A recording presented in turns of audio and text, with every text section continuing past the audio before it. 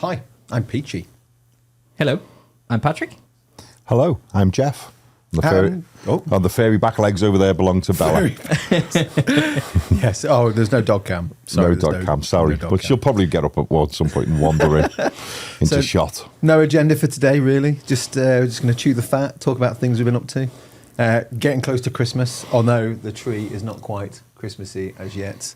That will change in the next episode, maybe. Maybe. Yeah. Maybe. We'll see what happens. We'll see what happens. Yeah. This might go out late. I don't know. Yeah. This might be Yeah. New Year. Who knows? Yeah. If that's the case, I hope you had a lovely Christmas. Yeah, I hope you did too. Yeah. What are your Wargaming New Year's resolutions? What New would Year, be New your- Army. That old classic. Oh, good God, no. No. It's New Army at any time of the year, really, isn't it? I think mine will be New Year, New Army that I should have painted last year. That'd be the custodian. Yeah, that's Yeah. New attempt on Army. New attempt. It's same army.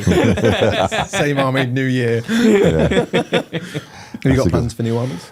No, I think I'd have plans to maybe kickstart getting back into, well, depends when Death Guard get their codex. Because I've got loads of Death Guard that need painting, but I've sort of put them on the back burner until they get their codex. It's not been mentioned yet. Although Gene Stealer's been mentioned for next summer. Oh, cool. Next summer. That's a long time to Is that wait. how long it's going to be? Because they've released a roadmap for some of the next codexes. Is that right? There's a redacted codex which somebody reckons on the grapevine they found out is Emperor's Children. Oh, is that because of all the porn?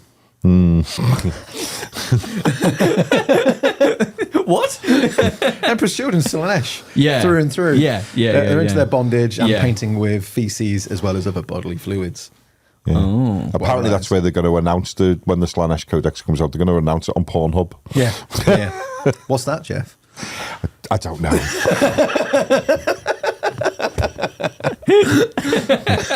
Got you. Yeah, I'm wearing my Chaosy Christmas jumper. I do have a Sister of Battle one, by the way. I might wear that next time. I also have an Imperial Fist, an Ultramarine one, which is at the back of the wardrobe with the mothballs where it deserves to be. Forgotten. I know where it is. I just choose not to use it. And that's worse. No, that's worse. Yeah. It's not forgotten. It's forsaken. Forsaken, yeah, absolutely. Yeah. Yeah. You're going to donate it, a charitable donation to the Boy Scouts. Maybe. Yeah. That's all it deserves. Yeah. That's all it deserves. So you've got some stuff to talk I've got about, some haven't you? stuff, Some yeah. stuff. Yes, this is from Chroma Cut Studios. This is it's now a live Kickstarter, which we will have a link for. And it's their MDF scenery that all comes pre-printed. And we only got it out the box today to have a look at it, but it's nice. Pretty awesome. And it does so many different things going on here. Because like with this one, it's this is the floor for doing a Nagel infected building, and it comes with objective markers and on the back if you want to. So they're sort of chaosy, just Imperial skull thing, but on the other side, Skulls. you can have them as Adeptus Mechanicus ones. Oh, Yeah. cool. I didn't know they were double-sided. Yeah. I mean, Well, of course they are. Yeah. so we were talking about this. I don't know if we mentioned it on the chat, but Kill Team. Yes, Kill Team Wars, barriers. Yeah. And you've got some more Kill Team. Yeah, I've got stuff as some well. random bits and bobs here, but I remember we were talking about foreground scenery, and we didn't realise that they used to use a roller so they paint all the panels with a roller, and then it's laser cut, so it adds that burn to the side. Yeah. I didn't know that. Was it you that found that out, or was it the guy that told us? No, he's the guy that told us. Yeah. Interesting. But I like it because that was quite good because MDF comes as either wood. You have to paint, and I've done that many times with like scenery because Sarissa does that, and they've got some amazing scenery. Then you had like the foreground ones, which were like coloured panels, and you build like town houses, city buildings, and they were like kind of pre-coloured to a certain degree, but you could repaint them. This is really nice because you've got all the detail. And I know it's all flat, and people are like, it's no detail, it's all flat. But yeah, if you're on a budget and you just want to get stuff on the tabletop really quick, this looks really good. And the nice thing is as well is they have tried to break out of the flat thing, because they do like little pieces that will jut out to the sides of the building. They have computer they have sent us another little taster of this, and they had like computer door panels that you can glue on, so it starts to give the building starts to get a bit of a 3D effect and a bit of texture. Excellent. to them. So they are pretty good. There's even one you've got there, isn't there? If I remember right, Peachy, which has got a measurer for kill team. Yes, Yeah, you got the little L-shaped, pop it out, little 1 inch, 2 inch, and then 3 inch. which is cool, isn't it? Yeah, in the absolutely. combined? But Just yeah, place so that it's, back in. Yeah, it's really nice. And so yeah, so we will put a link on for the show that they are now live on Kickstarter. Excellent. So yeah, so if you want to go over and I suppose it's great if you've got if you're a little especially if you've got like a little gaming club, it's probably quite handy to be able to have something like this. But Yeah. I think it's great for for a piece of wood to create what it does. Well, it's really good, and some really lovely little quirky little details on it. And it comes with ladders, which is always cool. Who doesn't need a ladder? I mean, everyone needs Yeah. a ladder. But, I remember a time when there was a drought of ladders in wargaming, and for siege gaming, that was a nightmare. Finding ladders. I mean, you had to there was the Citadel siege set that had 2 metal ladders. Oh, right. A battering, 2 battering rams and some other random bits. And it was quite expensive. I was just I just want ladders. So, little wooden stirrers and lollipop sticks, balsa wood was what you use. But I was going to say, don't get me started about the great wargaming ladder drought of 1994. Oh, God. it was 1994. You weren't there, man. I was it was a terrible 5 time. years old. It was a terrible time. There was nothing on the news other than that for weeks. Yeah. Slow news cycle. Yes, at Chroma Cut Studios. I might even, as we're chatting, I might try Yeah, I want to see see. my way around some of this while we're having a natter. But so they're on Kickstarter. Go and give them a look. And A man building something without instructions, that would never happen, Geoff. Yeah, no, I'm just going to see. I'm just going to look in my arse pocket and see if I've got my IKEA Allen key with me. Nice. Yeah, I mean, Never leave home without it. there's so many people that just want to get gaming and they just don't want to have the hassle of painting scenery. So the only hassle you've got really is to build it. So you are saving time. Yeah. And time is a commodity you don't get back. No. Apparently. No. Unless you're a And, Time Lord. We've seen as well from our friend who's involved in sorting this out.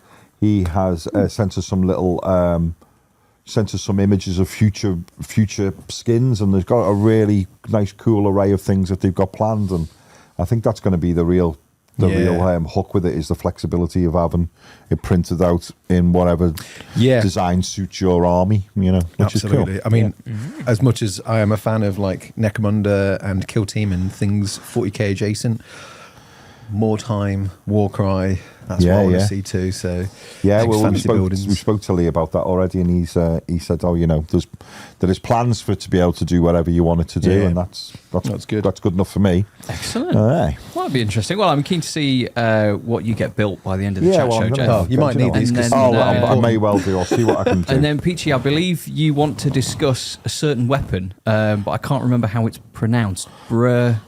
Broadsword. I wonder where you were going. I'm glad you got it.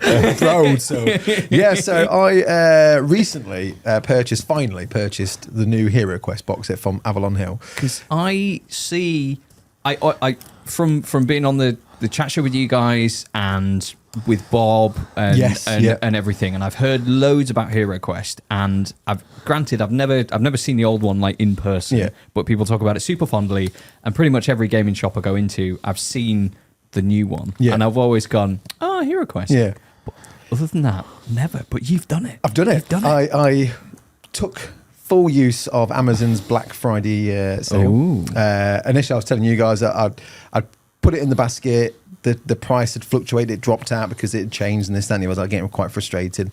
And it's 100, 120 quid normally, depending where you get it from. It's quite a chunky amount of money.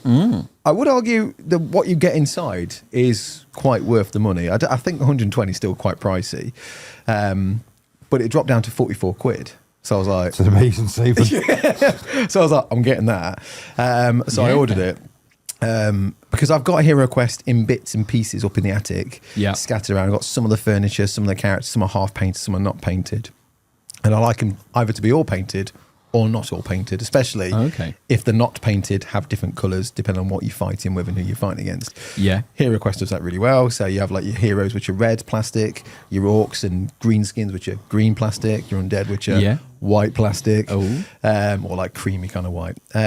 So I was excited to get it and see how different it was from the experiences of 1989 and the fun we used to have at Christmas time, sitting around the table, me playing the dwarf, my middle brother James playing the barbarian, my older brother being the GM, and my sister playing who she thought was a girl, but it wasn't, it was the elf. But we didn't tell her any different.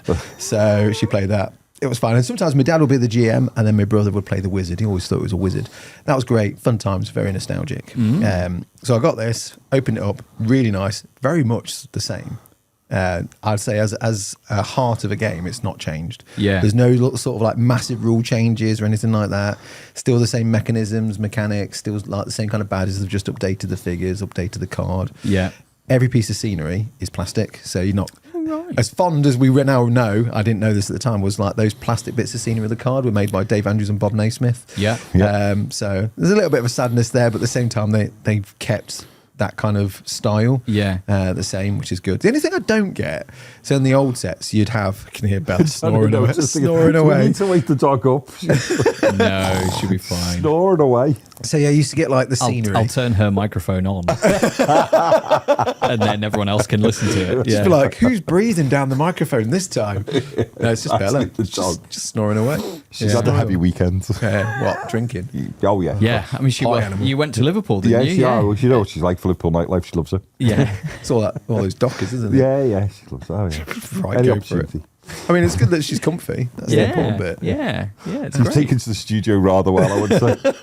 It's her studio. We're just here. Yeah, that's We're right. lucky to be here.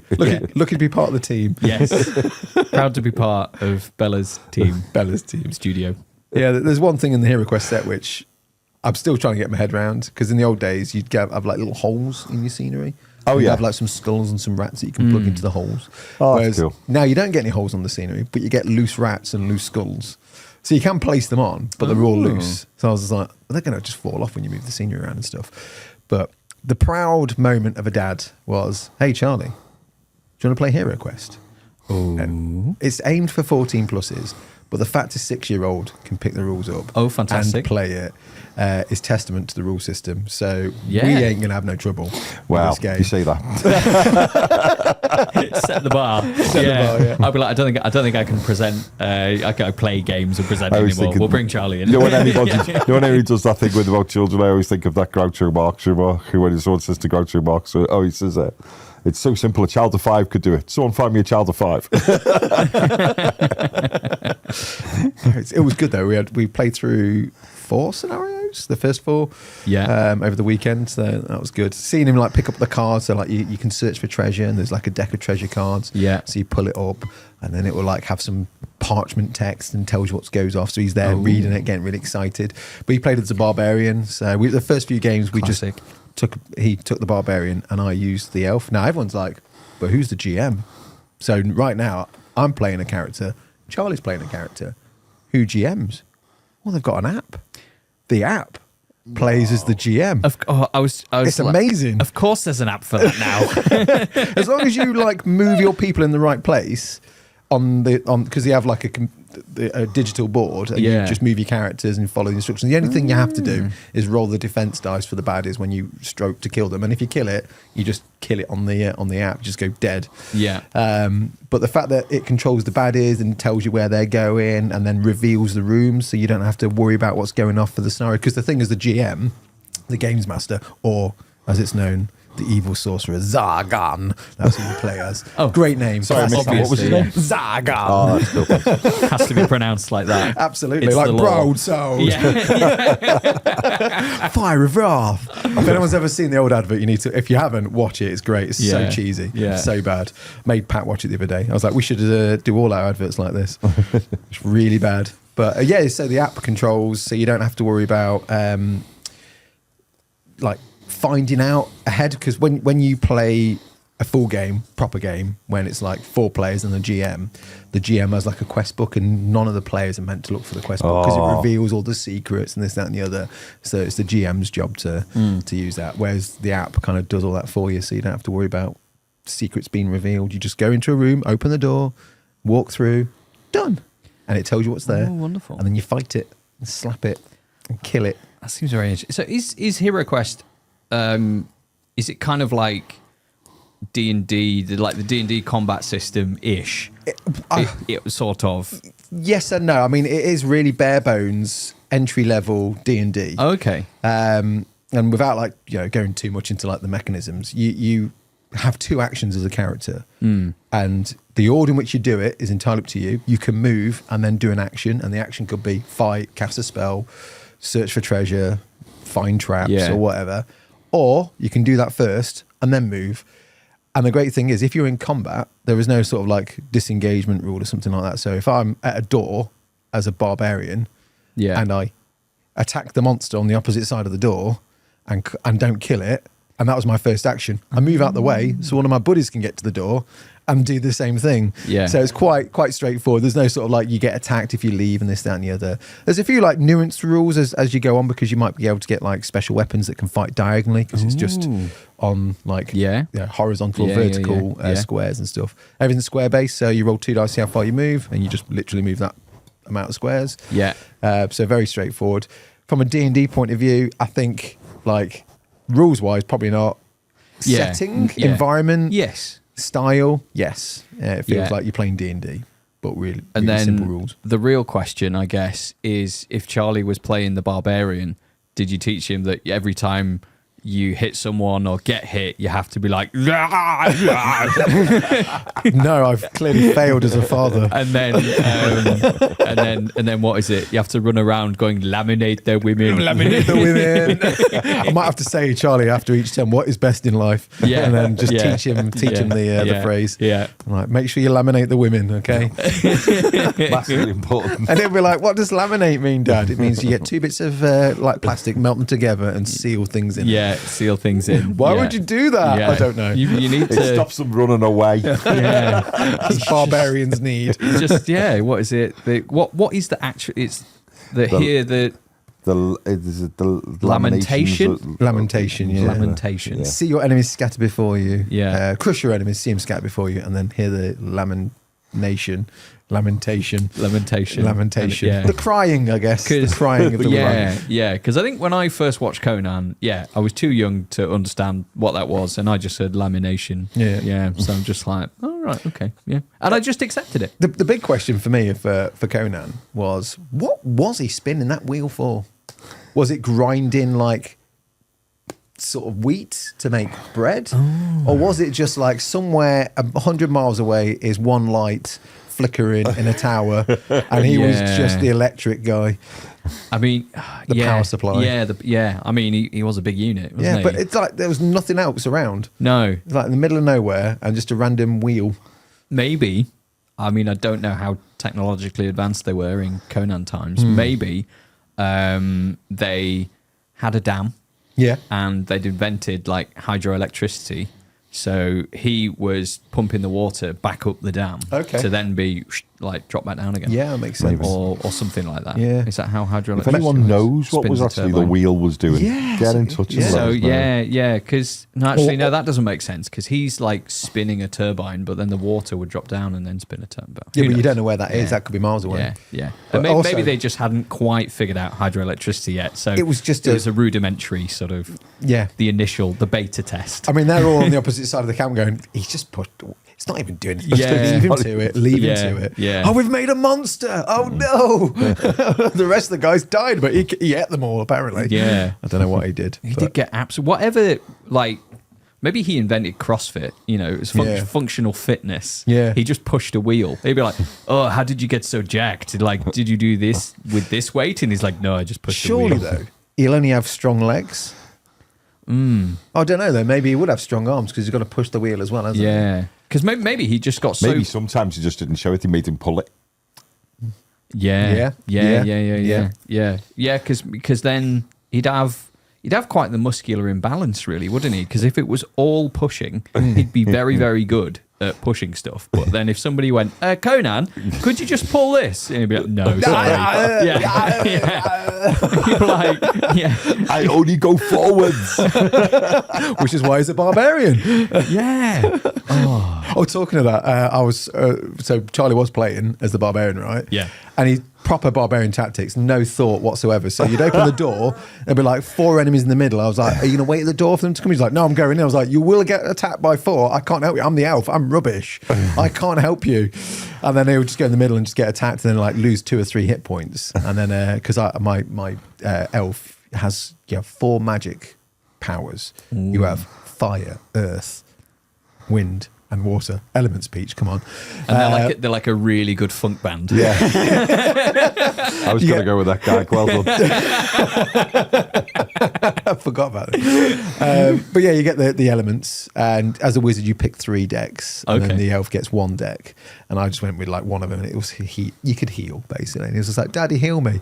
And in the early games, I just kept using the same spells all the time, but in a proper game you can only use the spell once per quest. So once the spell's been used, that's it, you can't use it again. And I was constantly healing him up, but you only like take 1 hit point. Like, "Daddy, you need to heal me." I'm like, "Dude, you've got 8 hit points, I've got 4. You're fine. You'll be fine." It's like, "No, I've lost 1." I was like, "Oh god." All right, I've got a grumpy child. I need to heal him. I need to heal him.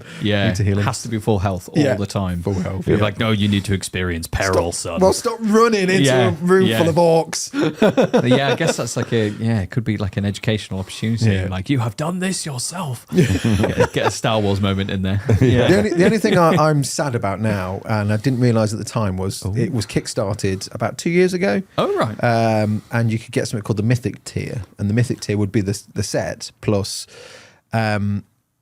different genders of the goodies as well as the baddies. So you had like alternate characters. So cool. in the set now you do get like some male orcs, some female orcs, some male goblins, some female goblins. But in the other set you got like undead, like a female skeleton and a male skeleton. Like, how do you know? Is it the pelvic design? I don't know. Same for the zombies and stuff. But they did it with the characters. So you had a male barbarian and a female barbarian, and you had like different cards for them as well. And then there was like some extra quests that you can get in there. And I'm just like, so you could technically play with 2 barbarians in the game then? So you could have like a male barbarian and a female barbarian, because I'm all about that. I mean, that would be fun. I'm going to be Red Sonja. I'm going to go in and just hammer shit. Excuse my French. But yes. Merde. Merde. But yeah, no, I'm excited to play it, and I'd love to play it with you guys. I think we'll absolutely have to have a game. I think there might be a riot if we don't play Necromunda before. Well, I mean, that is one of the questions, and I think for Christmas doing like one or the other, because we've got the shootout scenario. I think we should do that first. Me and Geoff shootout. A handful of Dalax with a handful of Vansars doing a weapons exchange that could go well. Could go well. Or could be really tense and turn into a gunfight. But imagine if we roll and just go, "Oh, and they all went well," and then the next bit is just like, and then it just was just drinking in the pub. Yeah. I mean, there's rules for bar games. Really short. But the thing is, it's the 10th. I mean, I've got plans in case things go well. Too well. Too well. But it all makes sense later on down the line for the campaign. So feels like a year ago we discussed this. Probably. Because it was before Christmas where we were like planning on a Necromunda campaign. And the fact that people have still been going, "What are you doing?" Rightly so, to policers and reminders of our duty. I think it's impressive that people are still interested. People are keen to see it. So definitely, No, I'm eager for some grinding of corpses. But I think we should definitely play the first scenario of, and I want the people in the comments, viewers watching this, to whoever played original Hero Quest, because I can't find the book anywhere and I can't remember. I always thought the first one was the rescue of Sir Ragnar. You have to go and find a guy. It might be mission 2, but the first scenario in this one is called The Trial, and literally I think it's a really good intro, and I don't remember if it was in the original because I can't remember that far back. But in this one it introduces one of every enemy and all the furniture in the game. So it's almost like pulls you in to the story. So you get to use everything in the set. How cool is this? And then the next scenario is like, oh, there's a few less things to use now, and you've got to do this really complex sort of like find a prisoner kind of job. It's a good way of doing it. So I don't remember that being in the original, but I could be wrong. So if anyone can remind me, and if they've got a copy, have a quick look, that'd be great, and let me know. Snoring away. What about you, Pat? What have you been up to? What have I been up to? Oh yeah, I can hear it. I'm trying to turn up a microphone. Amazing. Oh, that's so adorable. How's the building going, Geoff? Not bad. I've got this one, which you can. Yeah. Oh, nice. fantastic. It's like doors almost. Yeah. Fascinating. Fascinating. Yeah. No, outside of like this has been our sort of first sort of, I guess, like pre-Christmas sort of like we're a YouTube channel now. Yeah. So it's been crazy, like with the videos and sponsors and stuff. Like people have probably seen that we've had a few more sponsors than usual. But it means it's good. It means we can do stuff. So hopefully it hasn't been too intrusive and all that sort of stuff. But yeah, no, I've just been spending a lot of my evenings here. Yeah, editing away. So in terms of hobby, no, I haven't really been doing a massive amount of stuff. I did. I really enjoyed using 3D Black Templar bits. Yeah. From Archie's Forge, I built a Black Templar Redemptor Dreadnought on streaming last week, and that was hilarious. It's just so much fun. Like, does a Dreadnought need a loincloth? Yes. Yes, it does. Also known as well, it's the initials are DT, and a Rick towel. The T stands for towel, and the D you can use your imagination. Short for Richard. Yes. So, and we were trying to come up with names for the Redemptor, and someone was like, "Oh, it has to be like Lieutenant DT." Something else. Yeah, because that was it. We were like, yes, he has to cover up his Robodong. But yeah, and I we put lots of effort into the sort of hobby product thing. It's done really well. Yeah, and that was really fun. I feel like I've learned loads about snips. Yeah. Is that from all the comments of everyone? Well, yeah. And I made sure at the beginning of the video that I was like, we're using a lot of these things for the first time. We might not have the uses 100% down and stuff like that. Yeah. But yeah, the chat between in the comments and stuff, like the God hand clippers and stuff, they're designed for this very specific use, and if you use them for anything else, they will die. Like it's like they're sentient, and as you cut through GW plastic, it goes, no, thank you. I'm designed specifically for Japanese plastic. This is made in Nottingham. Made in England. Yeah. Good lord. Yeah, what's this made out of? Pies. So that's been very, very interesting. So one, I guess my takeaway that I've learned is like, you don't necessarily need mega expensive clippers because the God hands are sort of designed for doing the Gundam stuff where you build it and you don't paint it because it's coloured plastic already. Yeah. So they're designed for the really flush cuts and this, that, and the other. And yeah, very. You know what interesting. surprised me? It wasn't until hearing you doing the voiceovers and stuff like that was I didn't realise the AK clippers were like a tenner. Yeah. And the workshop ones are double the price. Yeah. Well, triple now. Triple. Yeah. For the same thing. Yeah. Pretty much. Yeah. I mean, unless and they're not as good. Unless they've been forged from the blade of Excalibur, which I doubt. Maybe. I mean, we don't know. Maybe. I think God Hand is probably forged from the Spear of Destiny. Maybe. But yeah. Like that price. Zeus. Yeah. Zeus had so much to do with it. Yeah. Yeah. But yeah, the world of clippers, and then people have recommended. I think we could probably do now with everything that's been recommended. Another video just on clippers. Yeah. And how. And it'd be an hour and a half. Yeah. It'd be an hour and a half, and I'll be like, this is the definitive guide, just to annoy people. Just be like, this is the definitive guide, and I go, well, it's a very simple 15-step process, and I have a different set of clippers for each stage. You could even go down the route of like, what can these do and what can't they do? So you work your way through every clipper doing every job, and then go to 127 hours and try and clip off your own arm. It's like, can it do this? No. Right. Yeah. We went out and bought a boulder. We wanted to see if we could remove our own arm with God hand clippers. Oh my gosh. Yeah, that would be amazing. But it was very interesting because like people are like, they're like, you don't want to cut from the sprue with God hands. You want to do that with any old clipper, leaving a bit of sprue, and then use your God hands to cut really flush. Or so you don't get the little pop mark. Yeah. So then, but yeah, I think basically like the AK ones were £10. It did a very reasonable job, and they're £10. Yeah, it's fine. So I've been using the AK ones for plastics, whereas I've got I've got 2 pairs of the ones that Tom did, the sort of like red metallic, the pretty looking ones, but they're still just clippers. I use those for a lot of like heavy duty work now and stuff like that. Yeah. So maybe clipping out big chunky bits, and then I use like the AK ones for a little bit more because they're nice and sharp. Yes, and it's good for plastic. Whereas I have probably abused my Citadel ones quite a fair bit. Yeah, I've even still got the old ones that give me blisters on my fingers, and I don't know why I still use them. Yeah. And it's interesting. They're for metal. Yes, and it was really interesting. Like the Citadel ones, you don't use them you don't put them flush with the model, and I kind of that's what we've always been told to do. Yeah, you go nice and close to the model, snip. But with the Citadel ones, you don't want to do that.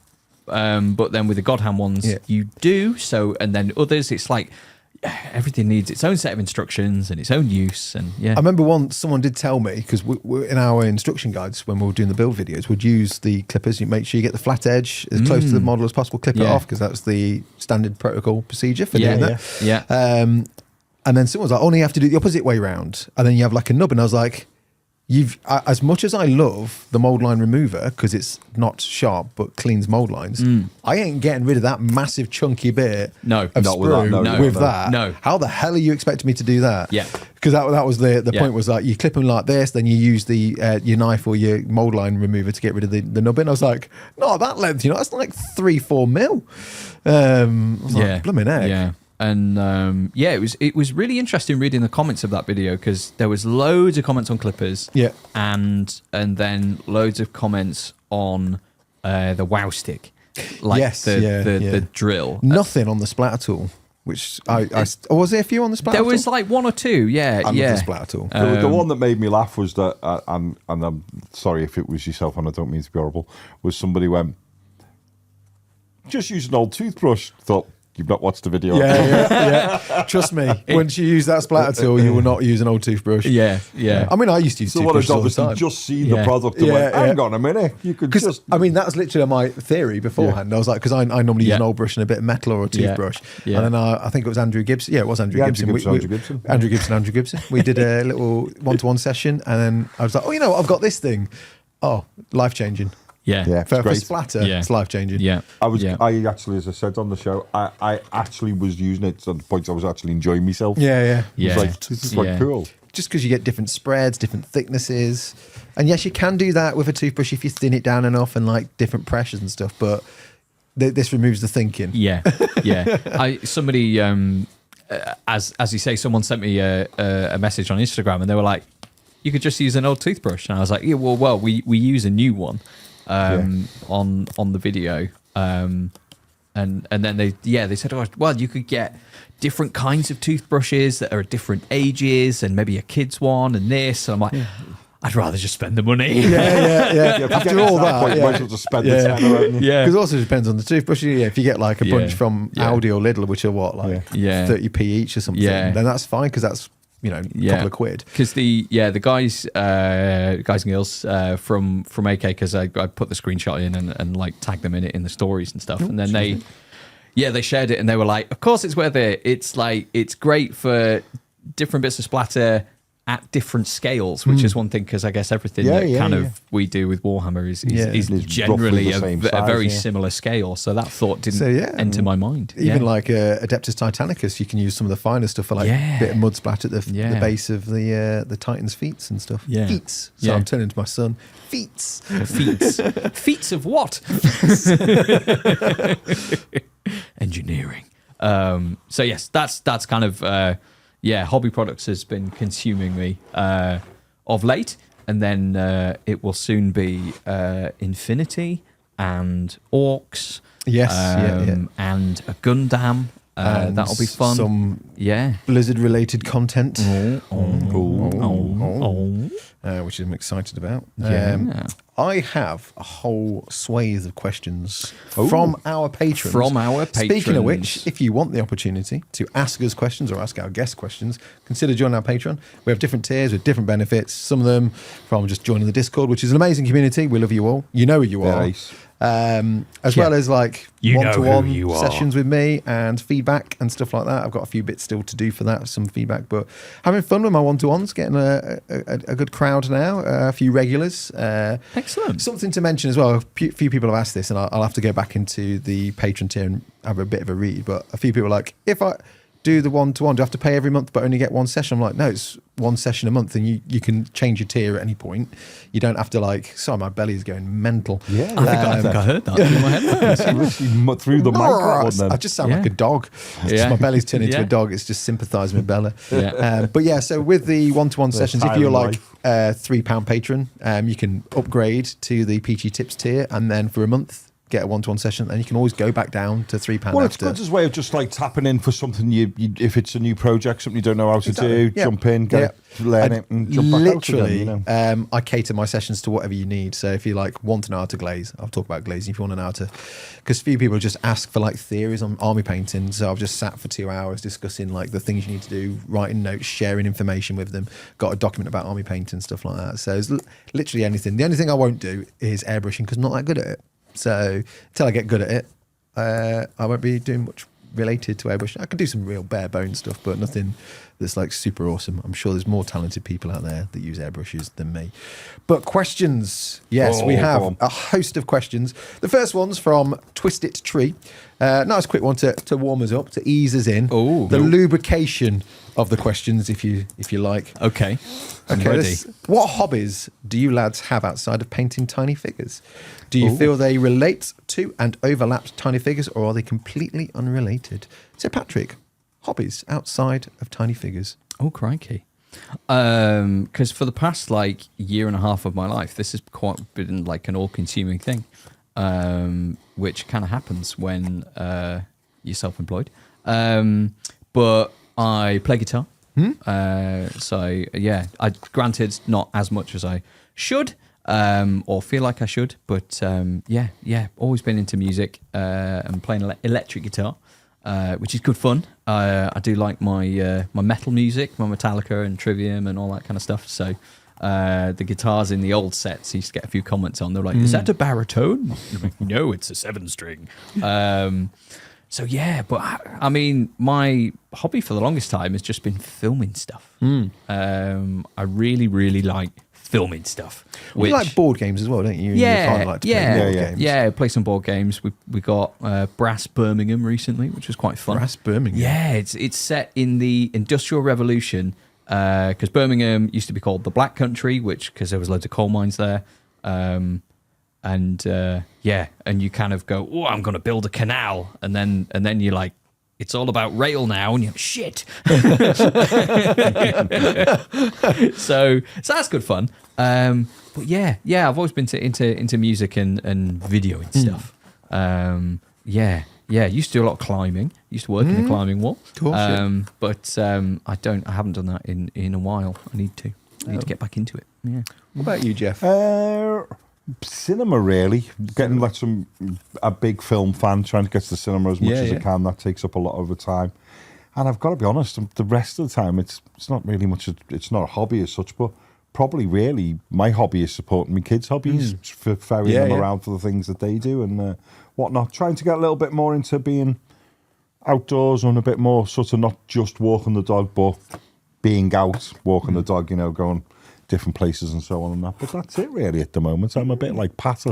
I'd been out of 40k for a long time, and then it became my hobby again, and now with this it's a bit all consuming of I spend my time, if I'm not doing 40k or something, that I'm generally thinking about it in some capacity. But yeah, that's it really. Walking the dog, going to the cinema, a bit boring, I'm afraid. Yeah. How about you, for a while, Senor Peach? Well, I used to reenact a lot, which I guess is related. Yeah. Because it's large men playing like tiny men, hitting each other with large versions of tiny weapons, which was fun. I've not done it since lockdown, so I need to get back into that. I've still got the armor and stuff. One hobby people refer to it as a hobby, I don't really see it as a hobby, is as a motorcyclist, for me it's necessary as opposed to a hobby, because I learned to ride a motorcycle when I was very young. When I say very young, like teenage years upwards. Old enough to ride a motorcycle. It was literally commuting to uni and college. Well, uni, less college. Because on the back end, I think when we left college, I got my bike.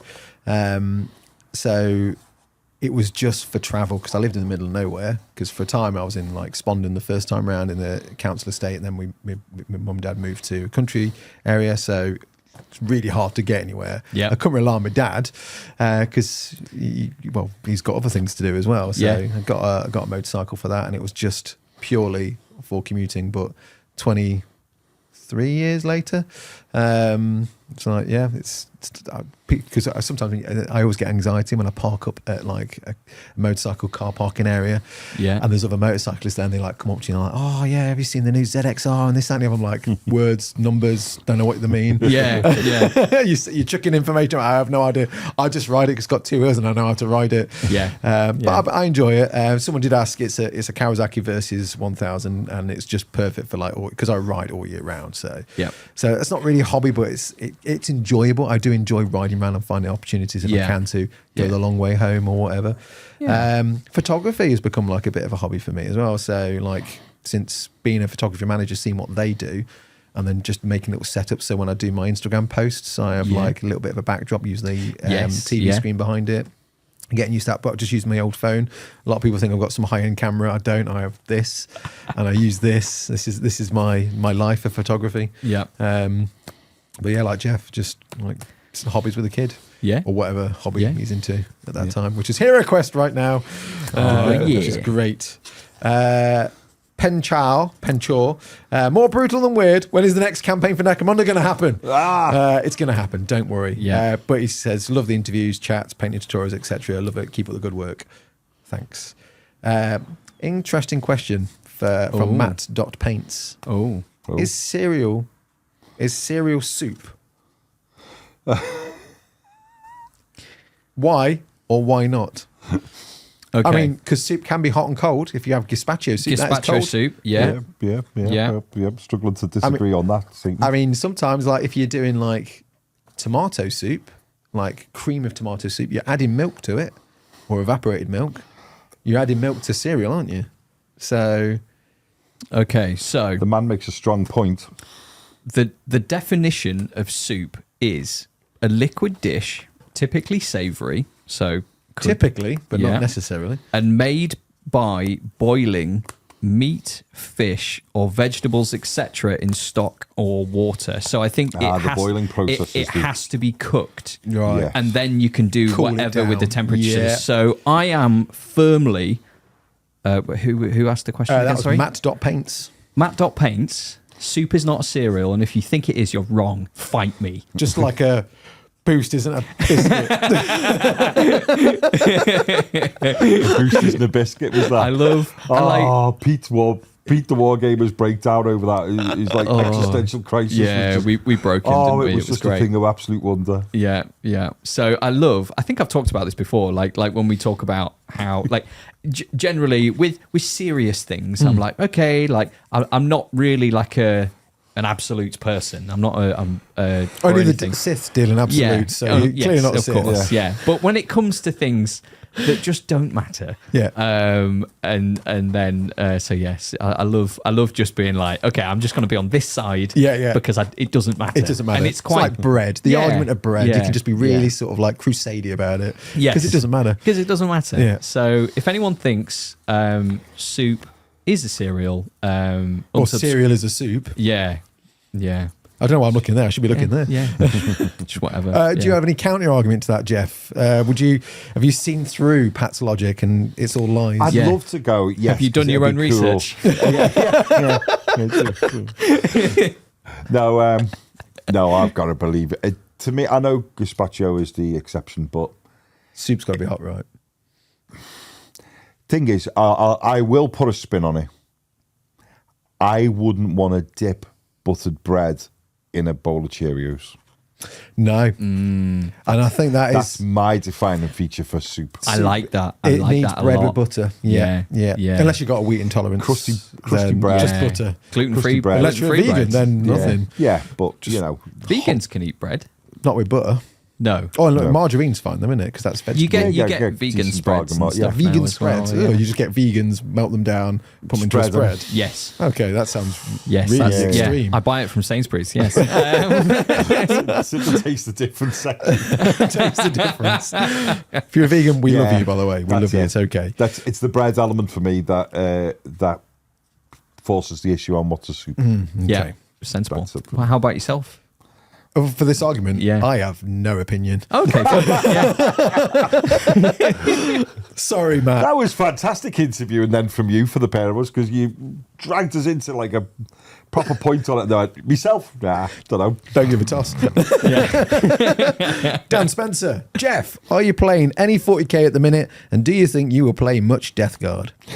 I am playing 40k at the minute. I'm playing a 1,000-point campaign with my pal Tim, just to try and get both of us sort of back up to speed of how to play it again. So we're basically, I was saying I was playing the contents of Leviathan, but then after the... Did you realise you got the wrong game? Yeah, that's right. Yeah. I was saying I was playing Leviathan, and then since the big points moves and so on, I've now I get to add a unit to it. So I've now got a Leviathan plus a team of heavy intercessors, and my mate has got warriors as well. So we're playing a little bit of 1,000 points that just to get used to it, and then we'll get into it properly. Death Guard are having a kip until they get a codex. Yeah, that's my answer. Nice, fair. Pat, if you were to start playing a new game, what would it be? Hero Quest. Like a new miniatures game. I've just got game. Could be anything. Football? Soccer. Oh, no. I have no idea. I don't have time to start a new game.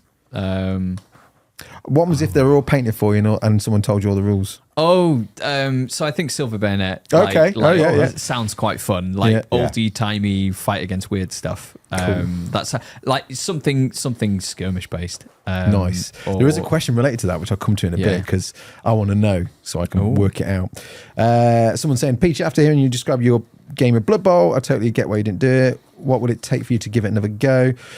Playing with these guys, and also probably when I get round to it, doing the Vampire Counts team, maybe. Yeah. It's not really now like because the game's bad. It was just because of the experience. But I've heard so much good stuff about the game. I've just not got time. I've got so much other stuff to do. It's just like gets in the way, really. Life gets in the way of having fun. Ruby from Roll Want to Explode. Will you be doing any more Paint Army in X Time speed paint videos? Well, I'm sure we will. We always like to do those, don't we? Yeah. When the right army comes along, should probably be the answer to that. Yeah. When we've got a sort of one that we're going to jam in, which is like paint such and such a box set in a day. Yeah. Because we've only got a day to film it. Yeah. It's probably more likely, yeah. Well, probably more than a day, but yeah, it's a bit of fun. Could you do a video explaining miniature photography and videography while explaining why each setting picked is used? There's guides out there, but rarely explain why you're doing the things we do. Not great for neurodivergent folks. Well, that's interesting, like a video about photography and stuff, like setting potentially. I think that would be quite good. I think like I'd be apprehensive to say how like I film stuff, because I love getting camera bits and lenses, and I've been fortunate enough to have worked in videography for like almost 10 years, so I've accumulated like I'm like, oh, here's this fancy lens because it's my job. So I'd be very reluctant to be like, so you just spend thousands of pounds on this and you get this light and then you get this result. So maybe it might be something like we look at doing kind of like phone photography or like tiers, doing it cheaply, or if you're looking to start a YouTube channel, doing it this way. And because I can literally show you how to get a cardboard box, get some soil out the garden, some rocks, some moss, a phone, and then make a setup. And then obviously upgrade it from there onwards for like different that's levels. it. And I don't think of myself as like, particularly amazing at shooting miniatures, like really. Like the guys at Workshop that do all the cool stuff, and they've got a smoke machine, and like I look at them and I'm like, oh hell yeah. Yeah, I suppose like when you do it all day, I mean, it's that imposter syndrome, isn't it? Yeah. I get it. Yeah. I mean, I'm not even a good painter. I'm just a Top Gun actor. Top Gun actor, Gary. Have you ever seen a man eat his own head? No, then you have not seen everything. What are you going to say? Sorry, Geoff. I was going to say, the thing is, if we wanted to do that dramatic thing, one of us would have to take up vaping, wouldn't we? Yes. Oh, yeah. Yes. Yeah. And I need to ask the landlord in here what the fire alarms are. Ooh, because if they're heat based, it means we can invest in a smoke machine or something, or something along those lines. That's worth knowing. But then also you get that trade off with like, oh, this shot is amazing, but like, are you gonna get more views and subscribers just because there's smoke in a shot? But then also, you know, it's nice to push yourself and do cool things. And so there's a trade off. Yeah. I'd like to think our viewers aren't shallow enough to go, good video, but if it's only if it does a smoke machine. Yeah. Let us know in the comments. They'll all go, no, we really want a smoke machine. Yeah. Do it. Ruby's asked lots of questions, so I'm going to ask one more, Ruby. And there's one about, will we ever do a convention? Maybe. Yeah. What is your Phase Fest? Phase Fest. I like it. I've already self-named it. Yeah. Phase Fest. Set phases to fun. That's the tagline underneath. There we go. We just need a place. Now we've got the name, we've got the tagline. Marketing sorted. Yeah. A logo. There is an old bus depot not a million miles away from here that you can host things at. Yeah, there's a Chilwell because they've done arts. I've been to it. There's a bus depot in Chilwell. Usually, quite often they have like art craft things. Nice. It might just be quite cold. Like I think it's quite like rudimentary, like a proper Victorian. Like bus depot. Be all right in July though. Yes, in the summer. Perfect. So apparently we don't know if we're doing one, but we know where it's going to be, what month it's going to be, and what the name is, and what the tagline is going to be for it. But whether we're doing one, we don't know. What is your favourite and most hated? I'm going to go with most hated, not favourite. What is your most hated paint?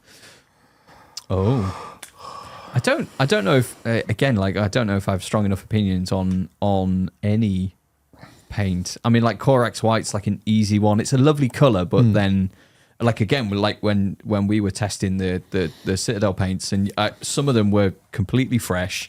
We crack the seal, and you're like, oh, it's just sludge. So kind of like Citadel, like fleshy, light, rocky colors, where I'm just like, ugh. Yeah. Nice. But then you give them a good mix, and then they're fine. So this is me, because it kind of maybe does matter. I don't have a strong enough opinion. I don't think I hate any paint. Yeah. Geoff, you got one? Yeah, because I love it, and it is a pain to sort out when it decides it wants to fail. And that is, oh God, now I forgot the name of it. I knew to do that, wouldn't I? The one that you can use for pale skin. Pallid Witch chalk? Yeah, Pallid Witch chalk, yeah. Which I do love. It's a great colour, and it really works really well. Especially it's good for things like Delac and stuff like that. It is a nice colour. But trying to get the damn thing to behave itself. Is a good alternative to that. Deepkin Flesh. And crying as well. Deepkin Flesh is a ever so slightly greenier hue. But it's very close to Pallid Witch chalk, and it's less chalky. Mine is the same paint. I love it, and I hate it in equal measure. Which is Black Legion.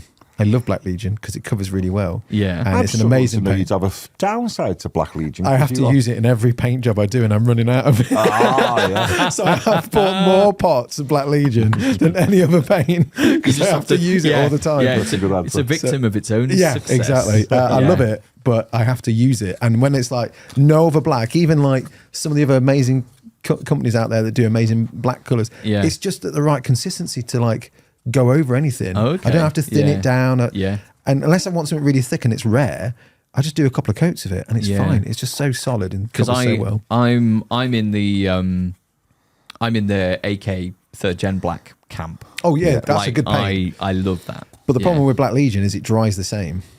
So it's got a similar finish. But it's nice matte finish. It's previously thinned down, which I suppose you could argue, and someone in the comments has already put this. It's like, yeah, but then you get more with AK because you don't thin that down. You get more in the pop. So and it's you're cheaper. right. And it's cheaper. No. We should.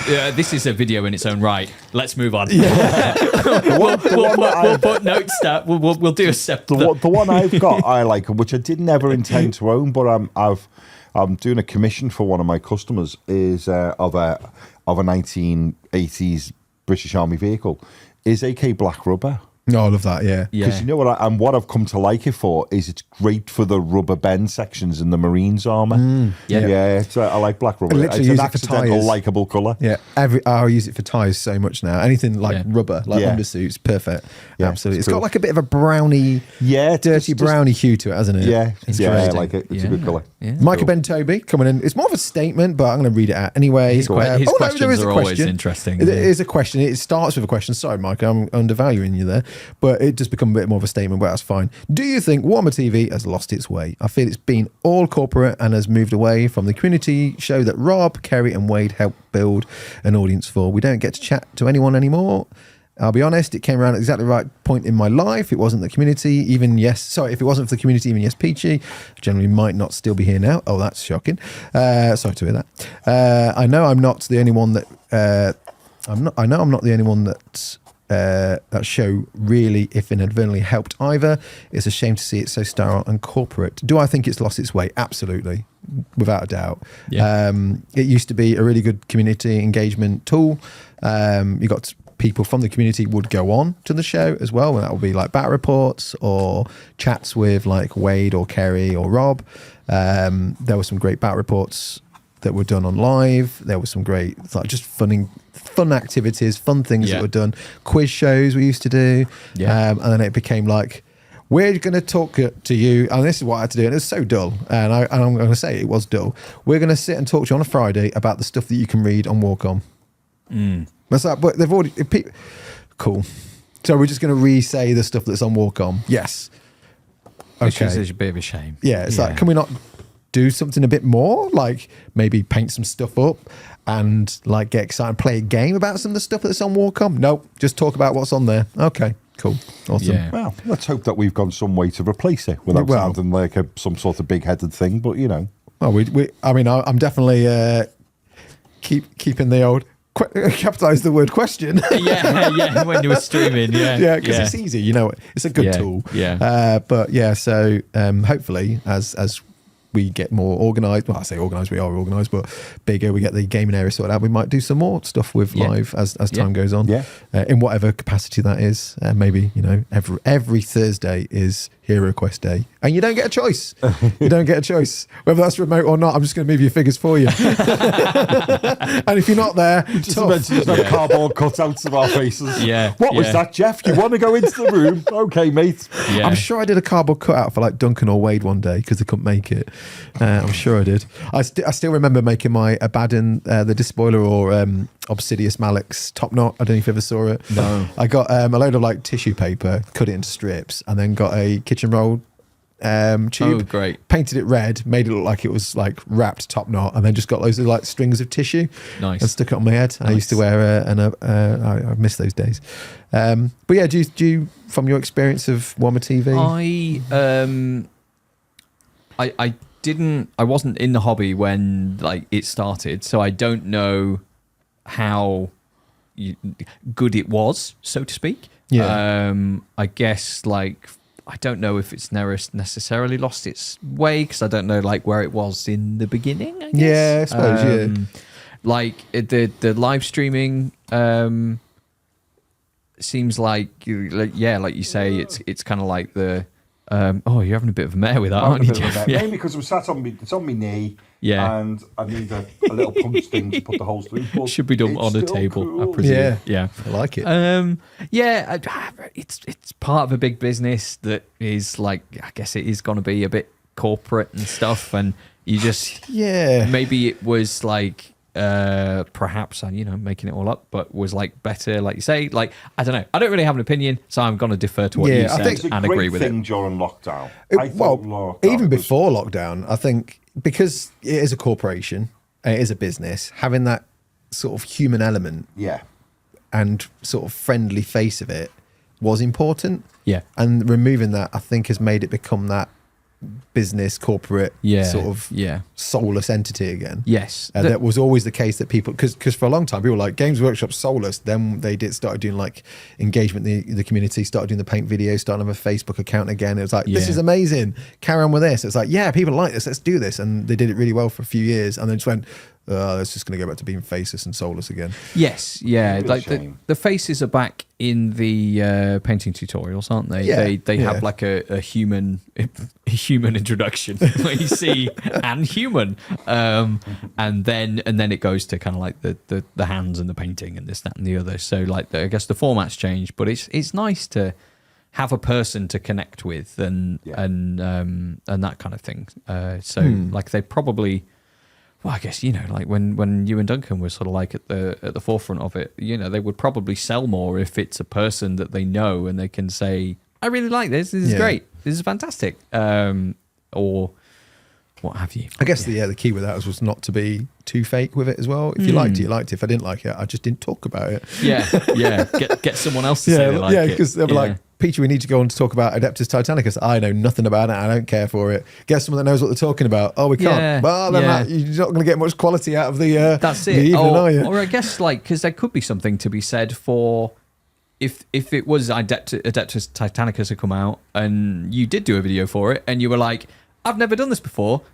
Let's see what it's like. Yeah. And that, I think, would make a really interesting video because somebody watching it that's never done it before would be like, I can connect with that person. Yeah. We've got something in common. Yeah. Both new. Yeah, but then I guess as a company, Games Workshop they'd never do that. No, because there's a fear that someone might not fully like it. Like, not 100%, but if it's 90%, that's bad, right? No, yeah, it's not bad at all. It's fine. They I guess they want to be seen as the industry leaders and the experts and all that kind of thing. But, I mean, there's a few times, I know, pressing the point now, but a few times it's like, but your job is to promote. I'm like, but if I can't get behind the thing, you probably want to get someone that can. Yeah. Because I don't know what I'm talking about. And that just looks fake. Yes. It looks forced. To ask someone just because you work at a company that you can you move your microphone back, Geoff? Oh, sorry. I apologise. They expect someone to work there to expect them to be able to do every bit of every hobby. It's just unrealistic, isn't it? Yeah. It's what we found in retail is like you had like people that were good at like certain systems or certain armies, and you get them to talk to the people when someone's like, oh, such and such wants to know about Imperial Guard. Peachy, go and talk to them about Imperial Guard. Yeah. Okay. Yeah. Like reading off Allcom is a very safe thing to do. And that's, I guess, has its own merits for the business. And I think the problem being is the fact. Nice devil advocate, by the way. Is that. But customers aren't idiots. No. And if they think you don't play it or don't know it, they can tell a mile away. Yeah. That's something I definitely discovered early on is like you might be able to persuade like some people here and there with like your opinions, but there's a lot of people out there that are far more intelligent and can see right through it and just be like, no. Yeah. It's like the whole Curse City thing. Yeah. Workshop thought it was being clever to not talk about it. Yeah. Everyone saw through it. Yeah. Everyone saw it was just like a stupid move. Just be honest, we'll be fine. Just explain what's going off. So just talk about it. That was the thing. It was like, if you just explained, we'd know. But it was like, no, we're not going to engage. We're not going to talk. We're not going to talk. Like with Tom explaining Finecast and stuff like that. Like that was just engage with it. If it had said like, oh, tough times, loads of people are losing their jobs, we're trying to do this, like that would have been like, people would have been a lot more understanding, I would imagine. More people would appreciate whether they agreed or not. Because some people, I mean, even me, I still don't like it. I think it was a stupid move. And that's what I'm glad it happened, like I said in the previous chat, because I got into kit bashing a lot more. And I'm thankful for that. And a few others have mentioned it as well, that like, it got them into kit bashing. I was chatting to some people on Instagram at the weekend. They're like, thank God for Finecast. I wouldn't have kit bashed plastic kits if it wasn't for that. Speaking of which, thank you, Tyler Mengel Miniatures, works for Army Painter now. I didn't know this until recently. He was saying, because we were talking about Lord of the Rings figures, they're all Finecast. He managed to go to the shop recently, and some of them are still in metal. So I'm going to make a redaction on my comment saying everything's Finecast. It's not. There are some metal kits, but I don't know what they are. I don't know if it's a gamble, if it's like old stock before it's fine casted or not. Would you have to go in person and shake the box? You would be able to feel it. You'd be able to feel the weight. Difference. There's a difference in weight. Yeah. So, but you'd have to find one that is fine cast and one that isn't. But so there are still some metal kits out there. Sam is asking, what's the best way to introduce a friend to the hobby? Any thoughts? I think go to the School of Peach, prepare and paint everything.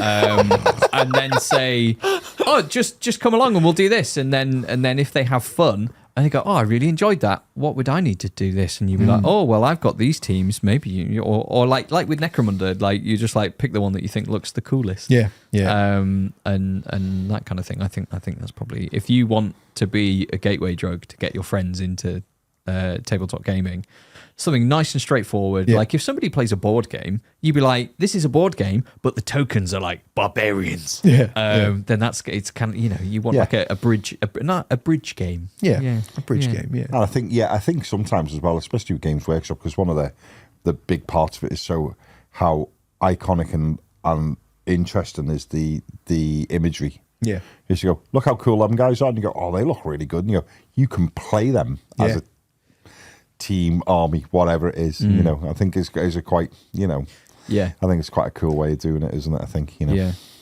definitely think like, if you are the person who wants to get a friend in, if you got both sides painted or just both sides built on the different colours, and you just teach them the rules and have fun, that's great. A few people keep asking me like, don't crush them. No, don't crush them. Let them have, make it fun. Yeah, absolutely. And that's the reason why we used to do the intros and make them win, because it feels fun. Whereas if you crush them, it's like puts you off playing the game. Whereas if you won the game, I know it sounds really sort of like psychologically bad. It's not. It just gets people into it. But as long as this, and I guess for like new people coming to the hobby, they don't know you. They're not aware of the world. So you give them the win, because then it feels good. But when you're playing with mates, you don't really care about who wins it, as long as you're telling the story and having a bit of fun.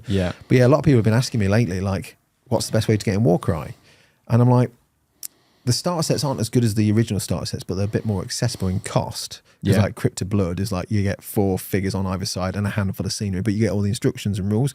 That's a good thing. And I keep forgetting, the rules are free on Warcom, the compendiums are free on Warcom. What do you like the look of? Just pick an army you like the look of, because you can literally do anything, because all the rules and all the fighter cards are free. So if it's Warcry, get them into Warcry.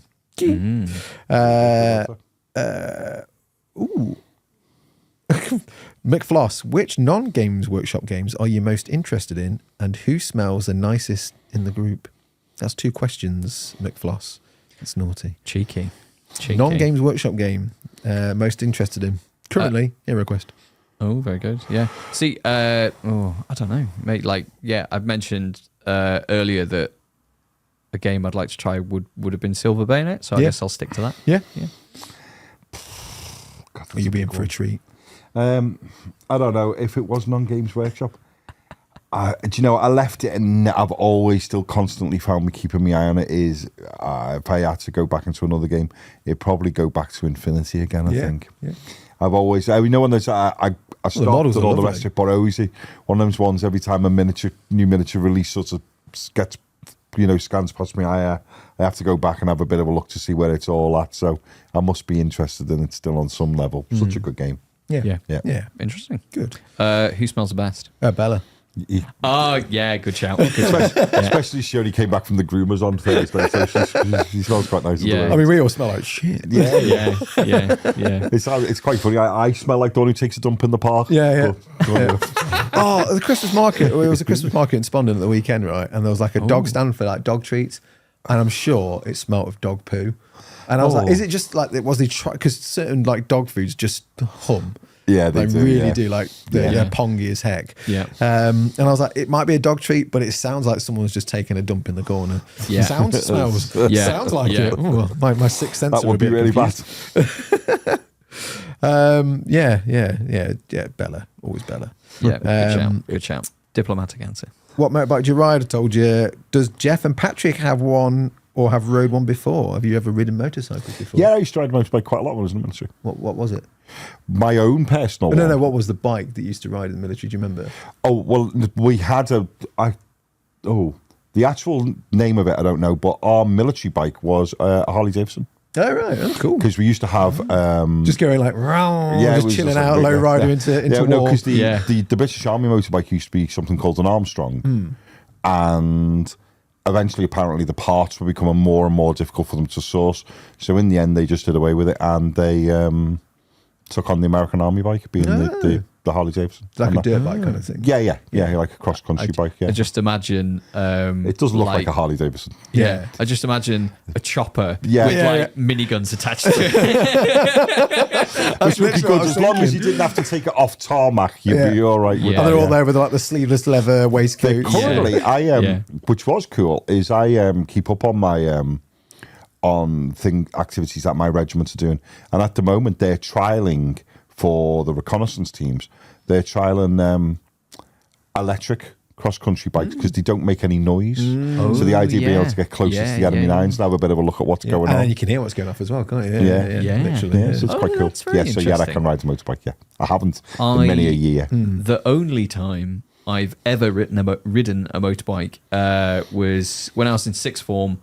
One of my friends at the time had one, and he lived in like a tiny village somewhere near Penrith in Cumbria, if anyone knows where that is.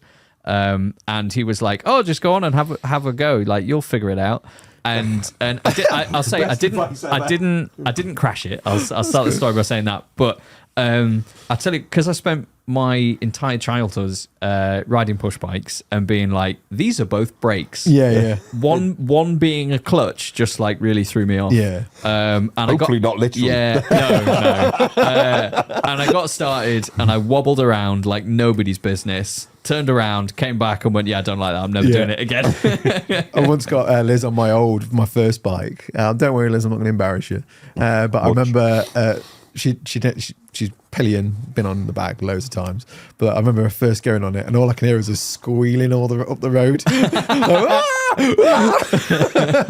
Don't think she enjoyed the process very much. No. But she came back. She didn't drop it. Good job. There you go. Excellent. Good start, isn't it? I'll come back to that one in a second. Tim at Puzzled Care. We've seen Rifleman Peach. What would Geoff and Patrick's Napoleonic alter egos be? Because this could influence what I paint up for Silver Bayonet. I would be one of those little drummer boys at the front who would just get shot. Yeah. Are we talking French, British, Austrian, Prussian, Spanish? British, probably. Yeah, British. Okay. So you've been yellow, just stand out like a sore thumb. Just be there. Oh, there's one to aim for. Yeah. Bang. Yeah. He was as useless as he was at drumming. Like, I don't know. Because the problem you had is the electric guitar wasn't invented then. So No. Laughing if you've not seen Sharp? Oh yeah. Thank you very much. Yeah, that's a famous documentary of the time. Yes. Yeah. True. Yeah. Forgot about that. Yeah. The theme song is being played by the military band just off camera. With their electric guitars. Yeah. Come on, Geoff. True, yeah. Get your history right. I forgot about that. So I would be a terrible bard who would die. A terrible bard who would die. What about you, Geoff? What would you be? I quite like the idea of being a very heavy mustachioed Prussian. Oh, yeah. With a really big ornate fancy pipe. Yeah. Would you be cavalry, infantry, artillery? Well, I've got to be honest. I don't know whether you know more than me on this, but I've always been quite fond of a cavalry jacket. Okay, yeah. Worn off the shoulder. Yeah. So that'll be the hussars, then you'd be a hussar. Yeah. You'd be a police. And always because I know because of the sitting position on a horse, but was the cool thing, wasn't it? Was with the cavalry was a low slung sword. Yeah. Get your little carbine or musketoon as well. Only over my shoulders. Yeah, I think that's pipe. for me. Yeah. Although, dread to think the size of the horse, but yeah, I think that'd be me. I now know what Silver Bayonet faction I'm making for Geoff, which is the Prussians. Excellent. And I'll do like a big beardy hussar officer with a pipe. Yeah. Bubbles coming out of it. I could have a hack and cough if I go near tobacco. Amazing. So you're going to be a drummer boy, Yeah. and you're going to be a cavalry officer for the Prussians. Yes, that'll do me. Requiem, Wraith, also known as Matt. What's your best theories on the missing Primarchs? Well, one is, Mike, can I chuck mine in? Yeah. I think both of mine are in the same universe, which is the universe of Conan, called Hyboria. One is known as Red Sonja, and one is known as Conan. They are the missing Primarchs. They're the missing Primarchs. They got Male Primarch, that's contentious. Well, that's where all the female Marines have gone. That makes sense. Yeah, that's why the Emperor's like, I've lost all my daughters. Oh, no. Yeah. With Red Sonja, I'm not going to mess with her because she's quite a feisty daughter, and Daddy knows best. So I'll leave her to just, do her thing. Yeah. And Conan, he's just an idiot, so I'll leave him to do his thing as well. Sonia can sort him out. So that's where they went, in my mind, to Hyboria, which was a small rift in warp that took them to a different realm. Okay. That's interesting. What, have you any opinions on this, Geoff? No, not really. Where are they? Where Dead. are they? They're sitting in the back of a cupboard waiting for a new way for Games Workshop to make money. You cynic. But probably true. That's very true. Yeah. I think that's the most realistic option. When are we going to release that game that's just called Primark? Oh yeah. I mean, maybe do you think that's it could be. Well, that's what the redacted thing is, but probably not. Maybe. I think 'cause it has to be, because half of them fell to chaos, but we still know about them, so it has to be something more horrific than chaos. So I reckon 2 of them were like, Father, cereal is a soup, and then he killed them. I actually have a real theory. Oh right. Okay. I think they're clones of the Emperor. That's what I think. Interesting. Which is why they're redacted, so no one knows. But no one knows where they are, so they can't replace him, because he did it in case for an event, because he could see into the future, couldn't he? He had the gift of foresight. I believe so. Do you remember? I could be making this up, but I'm sure he was able to, because that's why he did certain things. But then, maybe he couldn't, because chaos is trickery and obviously giving the wrong impression this time. I'm sure he had like the gift of foresight or something like that. I like the idea that maybe they just went, what he hoped, where one said, Father, I think the best way for us to beat chaos is through interpretive modern dance. Yeah. I've had enough of your arts. Pick up this gun.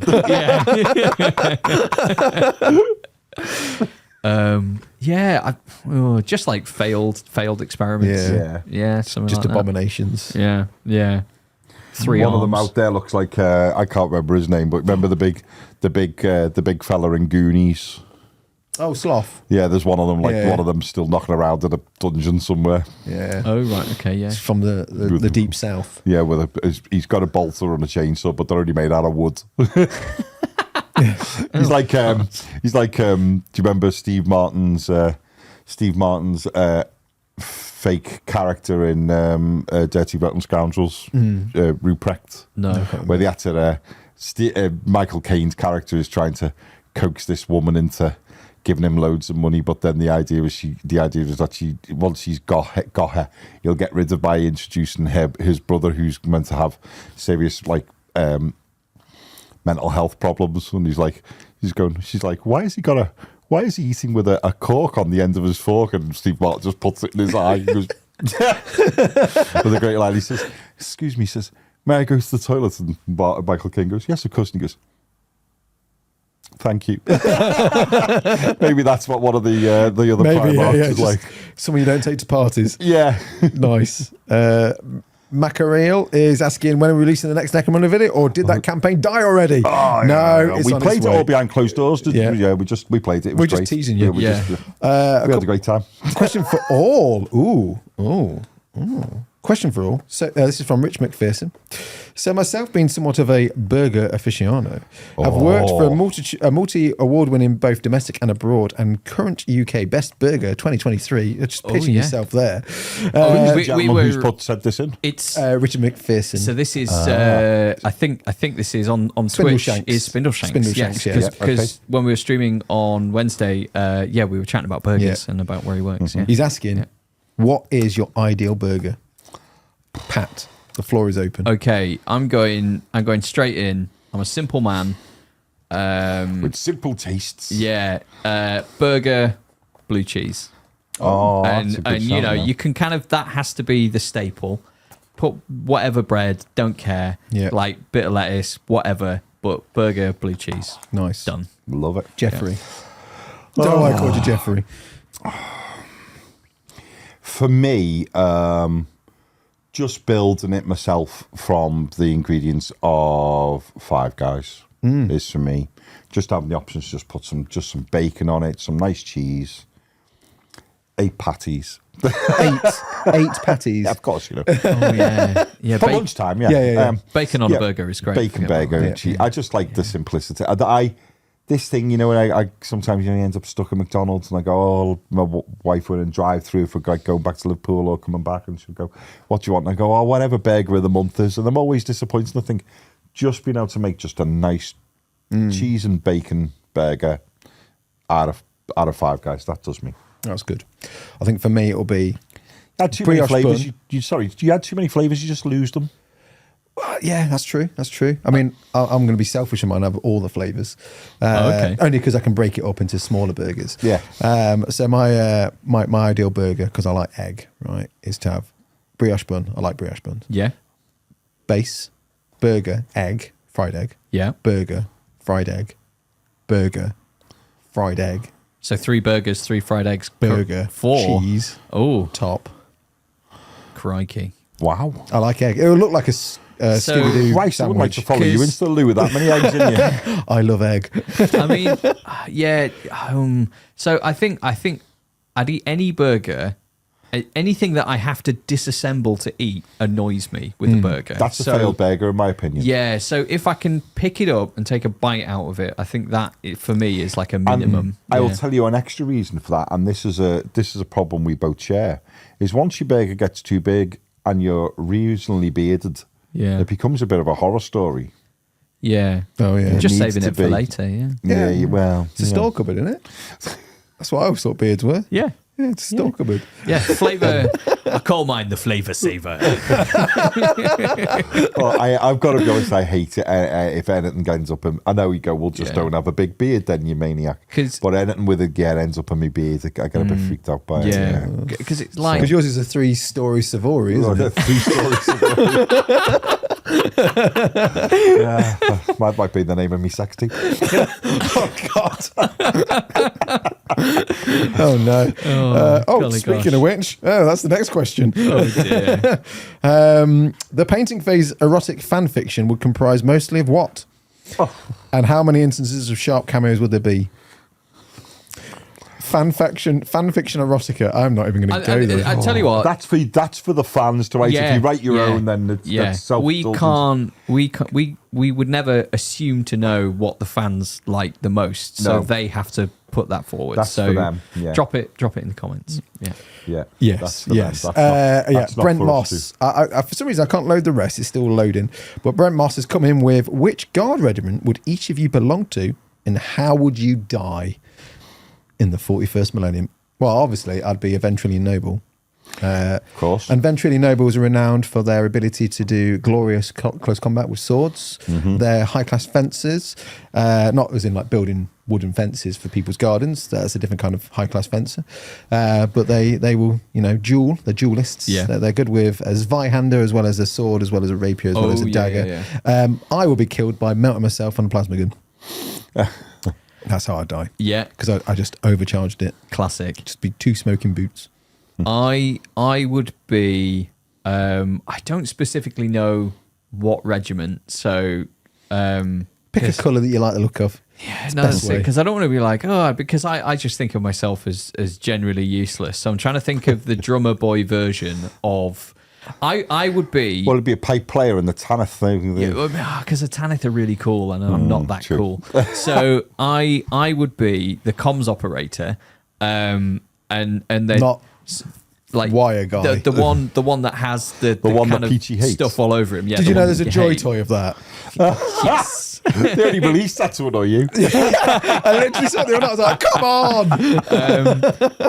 I'd be that guy. So like they don't really trust me with a gun. Yeah. Just be like, printer. right, just wear this and stand out the way. Yeah. And then so I'd be like receiving a transmission, which would be like, keep your head down, boys. The orcs are sending a volley. And I'd be like, I've terrible reception. Let me bang. And I'd stand up and get my head blown off. Yeah. So when they said they were equipping you with a cannon, you were expecting something very different. Yeah. You just got an old 3D printer. Yeah. What about you, Geoff? What would you be? I would be, again, because of the facial hair, I'd be a Vestroyan. Yes, yeah. And I would be killed because I wouldn't realise that when I was squatting behind a low wall to have a crap, my really large hat was still seen above it. Which is where your brain is. Yeah. Shot whilst having a poo. Worst way, yeah. Oh, yes. Yeah, I tell Brilliant. you a horrific, quick. If I do tell when I was in the army story, a quick horrific when I was in the army story. God, we were under poo. Where's this going? Yeah, we were under nuclear, biological, chemical conditions. So I'm wearing my special suit that you wear over your ordinary clothes. Yeah, yeah. Okay. And it has it's almost like clown trousers. The waist of them are enormous, so they can fit anyone. What you do is you fold them in on themselves, and then you have like a belt that goes round it. So one size basically fits all. Oh, right. Because you're wearing your normal clothes underneath it. And one day I had to go for a poo while wearing all my gear, and I went to where we have the pit, and I pulled my trousers down. I pulled my NBC trousers down, to give them the short name. I pull them down, and I have my poo, and then I pick the spades up to cover the poo for the next person. Yeah. There's no poo to be seen. And then realised I'd pooed in the back of the NBC trousers, which I immediately then just took off and buried. And the problem being is, unlike now, they used to be green, so they weren't camouflage. They were like this weird green colour. Yeah. So when I went running back to my trench and jumped into it, my mate went, "Where's your trousers?" Because I'm now in camouflage trousers, my normal trousers. And I went, "Just pass me," because you got multiples of it. It's like vacuum packed. I was like, "Just pass me another pair of trousers and never ask." Oh no! Oh, So destroying, dying, having a poo, I think is probably fitting. For yes, me. yeah. I love that. I love that. So there's a few more. How many more should we ask? A handful more. Oh, Yeah, do a few more. Yeah, Okay. so Ray Bellion, as YouTubers gain influence and importance, they run an increasing risk to become corrupted by the power they yield. Yeah. Oh, When God, I do you hope so. expect it? When do you expect it to happen to you? And to which chaos god will you succumb at that point? I hope it never happens, but I'll be Slanesh. It never happens, but I'll be really quickly. Yes. No, I mean, that's my answer. Well, yeah. Okay. I think I'm going to go with what I think would be the worst version of it. So I think once we hit 100,000 subscribers, Yes. that's when Soon, please. that's when I'm never going to introduce myself to anyone again. Okay. Because they should know who I am. Yes. Yeah. Okay. And then I'll be like, and I'll say, because I think I hate it. I utterly hate it. If people have enough of an ego that they're like, "Don't you know who I am?" Yeah. I've like, experienced that a few times. Yeah, and I would just be like, well, the real question is, are you worth knowing? Like, you know, like If you don't That's know, such a you great don't answer. know. yeah. So I'm gonna to truly become what I hate. I'm gonna become one of those people. Yeah. So I'm gonna. Don't you know who I am? What god would that be? I'll probably be Slanesh. Slanesh, Arrogance. Slanesh again. Yeah. Yeah. Like Emperor, I would be an See, Emperor's your children. your kind of backup thing. one would be Tzatziki, because you could come in your bike gear and you'd never have to take it off because you'd just be sand inside. Yeah. Yeah, all his dust. Yeah, all Or it's dust. sand. Just make sure you keep your visor down. But then think of all that basing material you got for free. Yeah. Amazing. perfect. He took his helmet off. Yeah. Be like, can you just cut a hole in It's your part glove? of all our models from now on. Yeah. Yeah. Yeah, I mean, they do you know who I am thing? I've had a couple of times where I've like done a couple of one-to-ones, which is really bizarre. So like Scott from Alaska, and he was like, I had no idea who you were before I joined the painting phase tea. I was like, why did you don't know who I am, which is fine by the way, Yeah. and you randomly want this guy you don't know to teach you how to paint, Yeah. and you're prepared to pay money for that. You're mad. Yeah. That's brilliant. That shows you how good he thought your videos were. Maybe, yeah. Yeah, absolutely. I think for me, I have some absolutely goddamn awful road rage. I'm terrible for it. So I think behind the wheel, I'm definitely Corn. Yeah. Yeah. Yeah. I'll just get my head will get swelled too much. Well, maybe it's Nurgle mixing with Slanesh here because the arrogance, but then all the swelling. But then that's also a Slanesh thing, all the swelling, isn't it? Really? Yeah, road rage. So for me, my slogan would be, if I was Corn would be mobility scooters for the mobility scooter throne. There we go. Like it. We should make a Electric scooters for the electric scooter throne. Yeah. Yeah. that needs to be a new Kickstarter pack that you need to make. Absolutely right. Yeah. Definitely. That's what I'm going to do with my car for if I ever get around to playing Gaslands. It's just going to have little electric scooters Oh, yeah, just yeah. embedded in it. Fantastic. Road rage. Oh, okay, right. So, random dude, your hair is always looking good. Working under the assumption that you don't run around like a hobo outside a podcast filming, how long do you guys spend on your hair daily? That includes facial hair, Peachy. I don't spend any time on my hair. I used to have hair. Believe it or not, we've seen the photos. We've seen the photos. Yeah, you've seen the weird sort of like the one that you've given to the brush lickers. Thanks for that. Oh, you're gonna have a good evening because they're great yeah, guys. I can't wait. But it's like, one, I don't know who took the photo. Two, why does it look like it's from a catalogue? It's an amazing photo. I think it's brilliant. It is from a catalogue. Did you not know? No, it must be like showcasing the new plaid, what you want to call it. But yeah, I used to spend a bit of time on my hair, and then I'd put my motorcycle helmet, get to college, university, or work, then go crap. Yeah, because it's like just bending in weird contortions. So I'm glad I don't have to do anything. It's great. Your routines for hair. Well, for me, because obviously it's my job, I can get my hair looking quite reasonable in about 5-6 minutes. The key for those who need to know, the key to getting your hairstyle to look cool, it's not the product, it's using the hairdryer well. The product just seals the work. See, I do that. That's where you go wrong. That's why you want to cruise on one side of your head. Using the hairdryer well. When your hair's damp, blast it into the shape you want. The product's only there to seal the work, not to create the work. Okay. Yeah. Because I generally use a hairspray, and I left mine in a travel lodge last week. Oh no! So I need to buy some more, which is kind of, I've used these headphones to style my hair to like keep it back. Well, the problem I have is Monday is the only day for me to go and get a haircut. Oh yeah, and because it's when we record. I'll give you a haircut. No, it's very kind of you to offer. Yeah, it's the thought that counts. It's the same haircut I give my son, so you'll be fine. Yeah. But now we've moved. I'm quite far away from my barber, so I don't ever know when I'm going to get another haircut. That's why I'm in a cap today, because my hair's past its best. Yeah. What's your beard routine? My beard routine is when it gets round and I'm thinking I'm skipping dangerously close to looking like Santa, I shave the sides down short and then I take the bottom off it. Yeah. And that's it. Yeah, because I guess, similar to yourself, like I'm currently commuting. If the traffic's good, half an hour each way, and then you're closer to my flat where I live. Yeah. But then I'm going to be moving closer to the studio very soon. So I'm like, I need to fit. So people are like, oh, Pat, you're growing your beard really long. And it's like, not through choice. I'm surrounded by Civil War generals right now. And it's mainly my floppy. Usually my rule is if my hair comes over my ears, then that's when I need to go in. And that was like well over a month ago. Like I told you, tell me, I'll just bring the gear in. We'll give you a haircut while you're at work. But I saw at a wedding, because usually I go to like bridal prep, and usually it's just ladies getting ready, like traditionally. But they had a bride's man, and he had a very straight cut like beard, and he had a heated beard comb. And I was like, oh, I love that. So I bought one recently. I think they're great. Yeah. But then cool.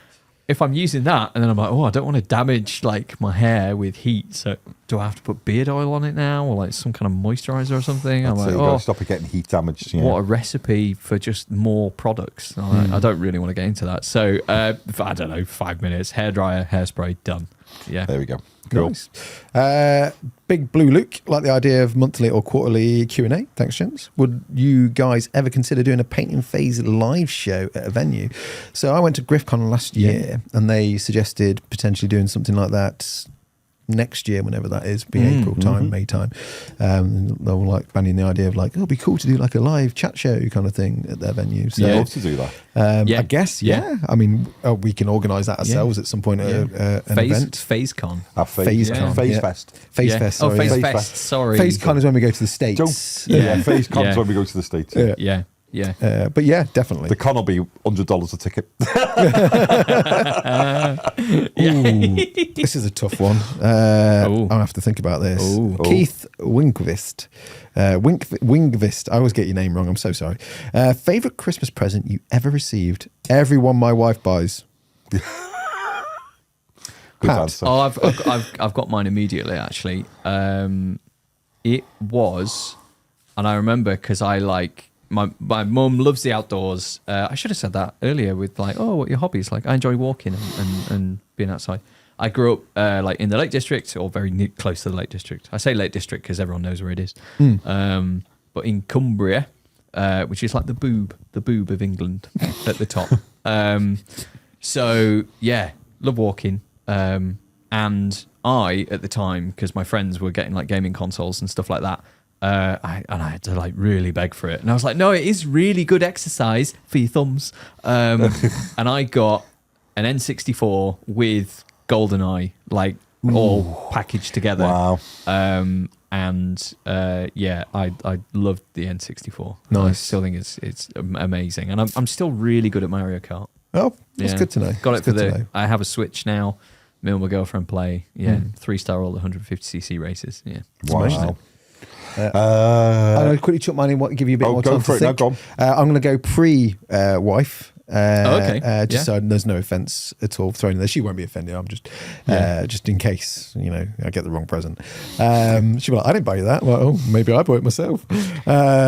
I'd say Zero. I know I've mentioned it before, and War Daddy was like, oh my God, Zero. I had that for Christmas when I was a kid, and I played that to death for a decade. Even when I was like 16, I shouldn't be playing with toys like that. It was amazing. Zero was a big box set. They did lots of little upgrade sets, basically toy soldiers. Okay, yeah. And you had different branches of the army. There was the baddies called the Bad Brigade, nice and simple. Oh, I remember you telling me about them. Didn't you say they drove like ice cream trucks with guns on? There was all sorts. There was a school bus, and the windows flopped down and guns came out. There was a hearse, which had a motorcycle in the back of it. There was a pizza delivery bike, trike, which then flapped out and had rockets. There was loads of others, which I can't remember. But yeah, they had different coloured plastics for the different forces. So the Bad Brigade were purple, and then you had like the Rangers, which were like green, the Army, which were like tan. Then you had the Air Force, the Navy. There was all sorts. But the set I had a monorail, and it was like an AA or 2 AA batteries. Wow. And it would just go around, and you can just stop it at things and load it up and stuff like that. But you got like, I think 9 or 10 figures. It was like a bunch, then like 3 heroes. But you have like sitting down poses, so you can put some in the vehicles, and all the vehicles had those little like spring-loaded shooter things. You can shoot missiles at each other. Oh, so good. I used to play that for I'm going to have to look that up because it's great. Only from I've never seen it, but I know it from when you've mentioned it previously. And I think I'll have to look it up. Inspired me to get into scenery making was in the book they had like a diorama setup of all the things painted. Oh, brilliant! And there was like a sort of a mountain lake with like a waterfall with all the bases added around it, and it was all like moss and like I guess cork bark and stuff like that, but it was just modelled. And I used to look at that for years going, I want to paint like that, I want to make boards like that. It was so good. I think that inspired me to do what I did. So that's me. Cool. I think for me it was my Star Wars AT-AT. Ooh, from the original figures, I think was probably mine. Yeah, that was pretty special because as a smaller child, it was a really big toy. It was bigger than the dog we owned at the time, so that was probably that was probably mine. I think the original would that have been Kenner? It would have been, wouldn't it? The original Kenner AT-AT, I think, would probably been mine. My brothers threw theirs on the bonfire. No. I was still playing with it. It wasn't until we moved. I was like, where's that gone? Oh, it melted. We watched it melt. Insane idiots. Never forgiven Probably be for worth it. a few bob, that. Oh, quite a few. Oh, right. and I know it's a very different toy, but it did make me very slightly weep when a couple of Christmases ago, me and Hayley were in London for my 50th birthday, and I went into the Lego shop and they had the new Lego AT-AT, and it was so amazing. Cool. It's awesome. And it was the thing that most made me feel like getting the original one when I looked at it. But I thought, 750 quid's a bit rich for my blood.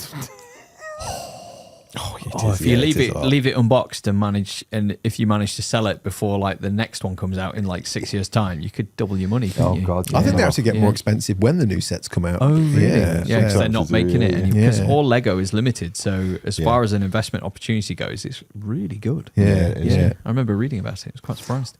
Cool. We have one about Primarchs.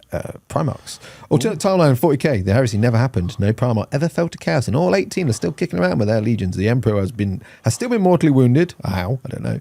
And is upon the Golden Throne. Assigns roles to each Primarch regarding their overall responsibilities within the Imperium. Who's running things day to day? Who's looking after admin? Who's running the military? And why is Kurz your head of law enforcement? Any thoughts as to who you'd assign what job?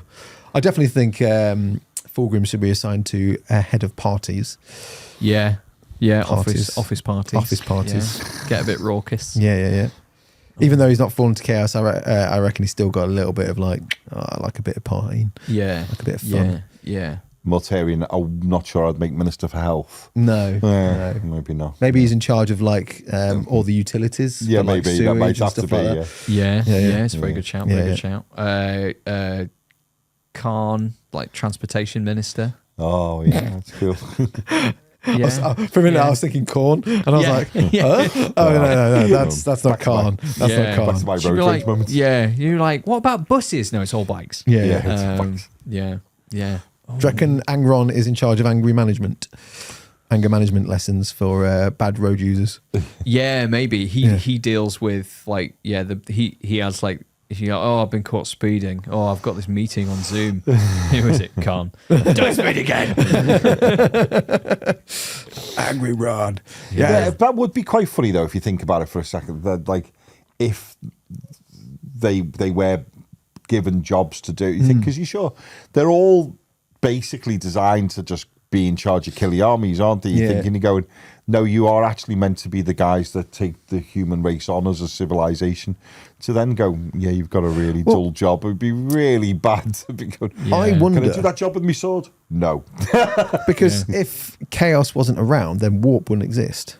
So there'll be no warp travel. Yeah. Oh, yeah, of course. So at least if that's the route we're going down, maybe warp travel is a thing, but there's no demons. But I think the expansion will continue because Macarius only got so far, and there was like, he died just at the end of where I think it was the Ghoul Stars or whatever. Maybe not the Ghoul Stars; it's the other side. But yeah, so I wonder if they're just carrying on expanding and maybe have to deal with a threat and head on with the old Tyranids. So because I don't know, a lot of that time period when the Great Crusades were going on, and that was pre them discovering warp. How was it? Just really long slog journeys to get from planet to planet? Then? I think so. Yeah. Wow. Yeah. Just like generate, and like that's one thing in the books. Like sometimes, like the warp travel, is it Eisenhorn 1? They're like, oh yeah, we've got this. Oh, it's going to take us like 38 weeks of warp travel to get from this bit to this bit. Yeah, I like the fact that even though they're less about it being fast as opposed fast as in like hyperspeed, if we go with that sort of thing. It's more about just routes, isn't it? Yeah. It's like the shortcut through space as opposed to you get it and you go mega fast like like Star Wars or Star Trek deals with it. It's not so much it's not so much the ship does it.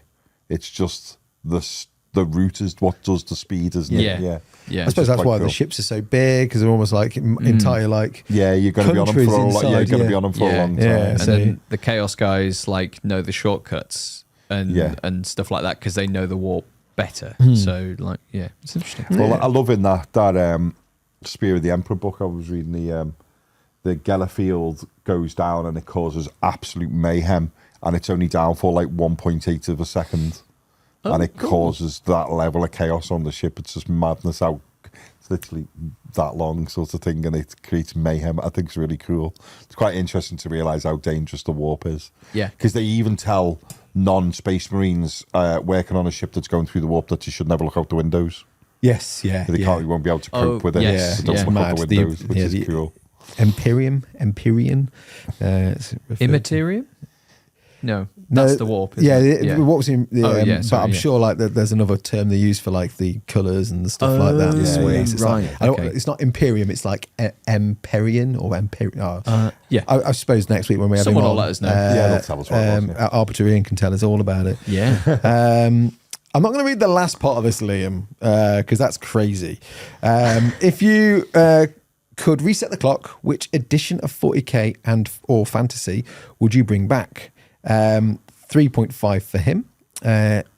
So if you had an edition, I never got around to playing it. I would like to have had a go at not second edition, third edition. I think it's third edition. Warhammer Fantasy, which is the goblins and the elves. Correct me if I'm wrong. If that's maybe fourth, that's one I'd like to do. The goblins and the elves. Hard for you, this one, isn't it?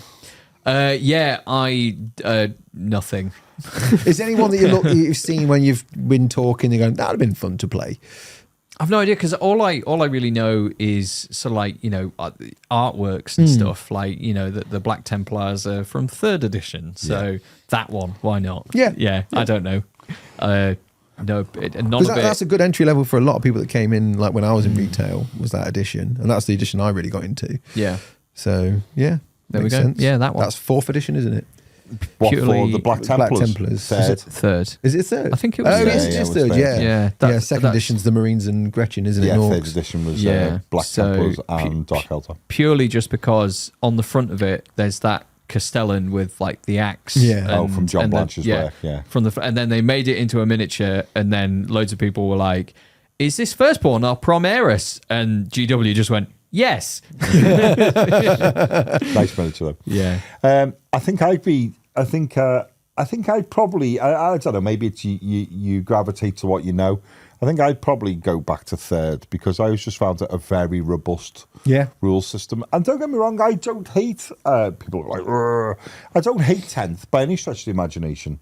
I find 10th is the easiest, is a lot easier to try and encourage someone into playing with, because you're not going, and then don't forget you've got to add the price of your plasma pistol, and then you've got to, I know people hate the point system as it now is based on the power rating, but I had a real soft spot for third, and I like things that I know now it makes the game more fluid, but back then where tank facing had you had to turn a tank, because that's real. If you turned a tank to shoot, it then exposed certain armors, because front armor, side armor, and back armor were different levels of strength, were different levels of toughness. So, so you go, I turn the tank to get that shot, but I pay the price for it because now I've exposed my side armor to that unit over there, and I like the balance of that. I think that's the rule system for 40k I played the most.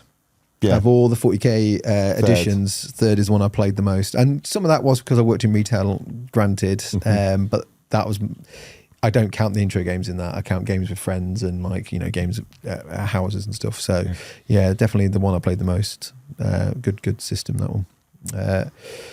Dave Jones, or Davy Jones, maybe he is undersea. This is for all of us. Dear Santa, for Christmas this year, I would like blank. I've been good this year because blank. Fill in the blanks, Pat.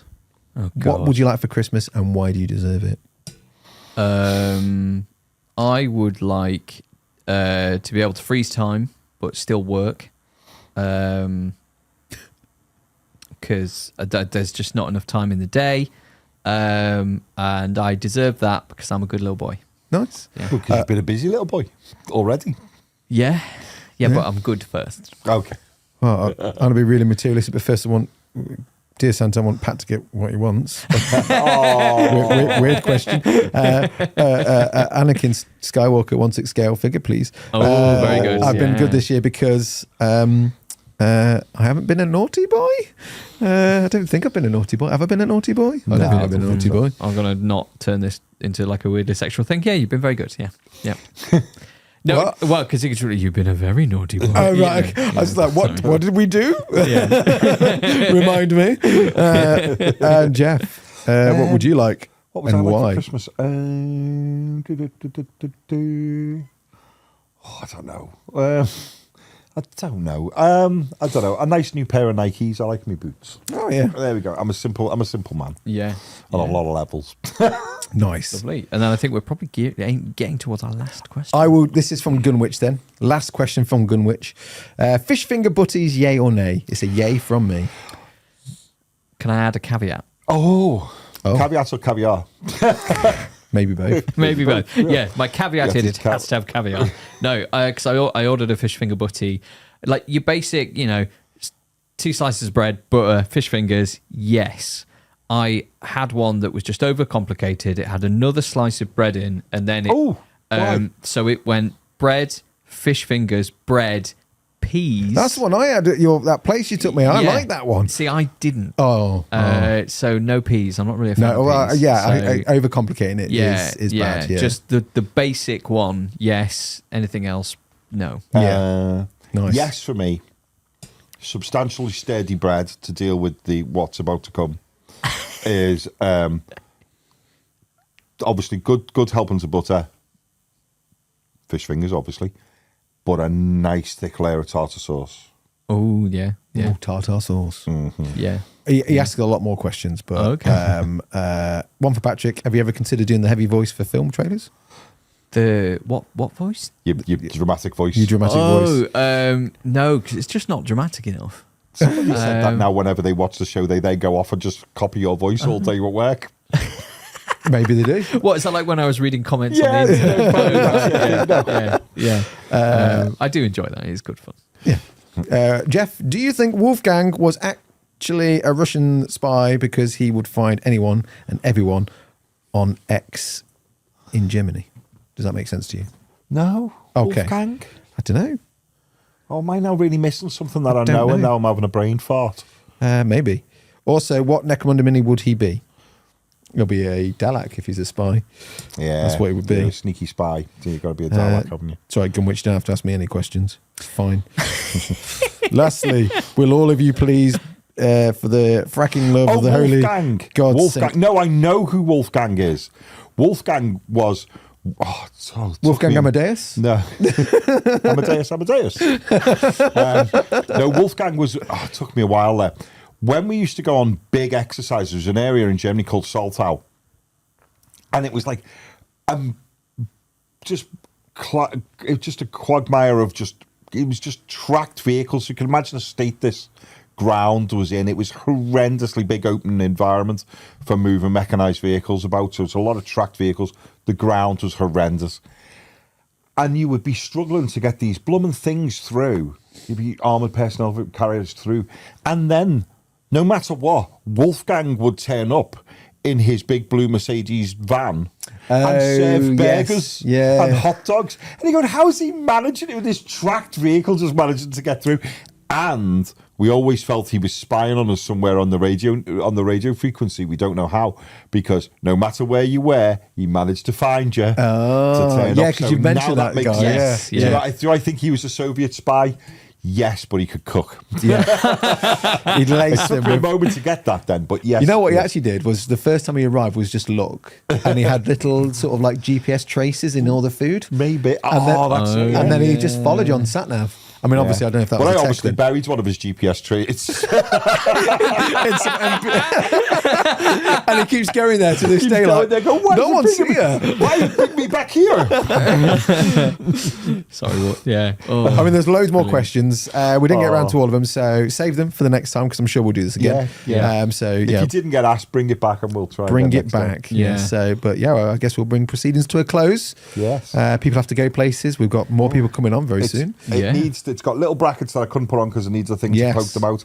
But look at that. 3 stories of Nagel goodness. 3 stories of Savory is what we're going to call it. Savory. Yeah. And you can knock the windows out and put them back in and knock the door out and everything. Yes. So. Good job. Oh, there we go. The dog's woken up now. This amazing stuff will be in Geoff, there. you did that without instructions. And you told me you can't do flat pack. Only just about. Lies. No, I tell me wife I can't do flat pack. That's a separate thing. Should I say lies? Deception. Save the dream.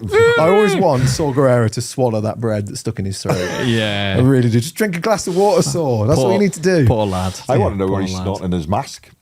Yeah. Yeah. It's just like something really nice, like Albus oil. Yeah.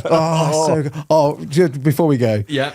Essence of when using Albus oil, if no one knows what Albus oil is, it's like a weird minty sort of thing that you pour on a hanky and it helps clear your sinuses. I once accidentally spilt a load on my hanky and then it splashed everywhere and I was like, oh no, and I was like, oh, it's all on my fingers, and I had an itchy eye later on. I went, I was like, because it really burned.